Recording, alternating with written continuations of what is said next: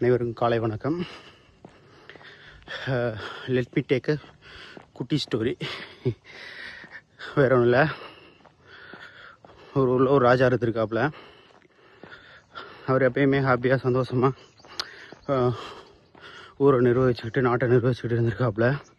திடீர்னு ஒரு நாள் பார்த்திங்கன்னா அவருக்கு ரொம்ப அமைதியாக இருக்காப்புல. ஏதோ மனசில் ஏதோ இருக்குது.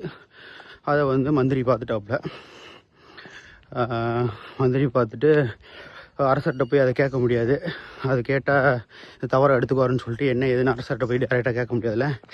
அதனால் அவர் மனசை மாற்றணுங்கிறதுக்காக அரசரே ஏதோ நீங்கள் ஒரு இதில் இருக்கீங்கன்னு தெரியுது, வாங்க நம்ம வேட்டைக்கு போகலாம் அப்படிங்கிற மாதிரி வேட்டைக்கு கூப்பிட்ருக்காப்புல. வேட்டையாடும் போது சந்தோஷமாக இருக்கும், கொஞ்சம் மனநிலைமைகள் மாறும் வாங்கன்னு சொல்லிட்டு போகிற வழியிலேயே உங்களோட குருவோட ஆசிரமம் இருக்குது, அந்த ஆசிரமத்தில் போயிட்டு அவரை பார்த்துட்டு போனாலும் கொஞ்சம் உங்களுக்கு நல்லா இருக்கும் அப்படின்னு இருக்காப்புல. அரசரும் மந்திரியும் கிளம்பி போகிறாங்க. கிளம்பி போகிறப்ப அங்கே குருவோட ஆசிரமம் வந்துடுது. அங்கே போய் குருவை போய் உட்காந்து குருகிட்ட உட்காந்து பேசுகிறாப்புல. இவர் சொல்கிறதெல்லாம் கேட்குறாப்புல. குருவும் அவருக்கு சொல்ல அவருக்கு உண்டான சொல்யூஷன் சொல்லிகிட்டே வராப்புல.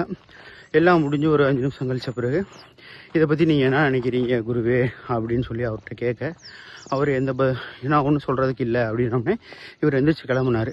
இவர் எந்திரிச்சு கிளம்புறத மந்திரி பார்க்குறாரு. மந்திரி பார்க்கும்போது இவர்கிட்ட எந்த ஒரு கோவமோ ஆத்திரமோ எதுவுமே இல்லை. ரொம்ப மனசந்தோஷத்தோட கிளம்புறாரு, வேட்டைக்கு போகிறாரு. அப்போ இவருக்கு ஒரே குழப்பம் ஆகி போச்சு மந்திரிக்கு. அவர் போய் குருகிட்ட கேட்குறாரு, என்ன குருவே இந்த மாதிரி பல குழப்பத்தில் வந்தார், ஆனால் உங்கள்கிட்ட பேச நீங்களும் எந்த பதில், நீங்கள் என்ன சொன்னீங்க, அவர் எவ்வளோ சந்தோஷமாக கிளம்பி போகிறாரு, நான் ஒன்றுமே சொல்லலை அப்படின்ட்டுருக்காரு. என்ன ஒரு இதுனா,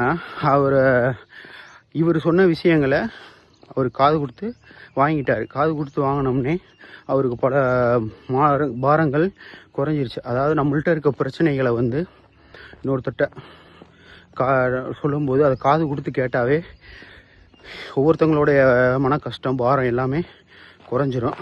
இதே அந்த ஸ்டோரியில் சொன்னது. நான் இன்னமும் ஒன்று சேர்த்து சொல்லிடுறேன். இன்னொன்று என்ன நான் சொல்கிறேன்னா, சொல்லுங்கள், அந்த காது காது மட்டும் நல்லா இருந்தால் போதாது, அவங்களுக்கு வாயும் கொஞ்சம் நல்லா இருக்கணும். அந்த மாதிரி ஆள்கிட்ட பார்த்து சொல்லுங்கள். அந்த மாதிரி ஆள்லாம் இல்லாமல் இருப்பாங்க. ஏன்னா அந்த காது நல்லா இருந்து வாய் சரி இல்லைன்னு வச்சுக்கோங்க, உங்களோட பிரச்சனைகளை ஏன்டா சொன்னோங்கிற மாதிரி ஆகி போயிடும். அதனால் காது வாய் நல்லா இருக்கவங்கள பார்த்து சொல்லுங்கள். Thank you. Have a nice day.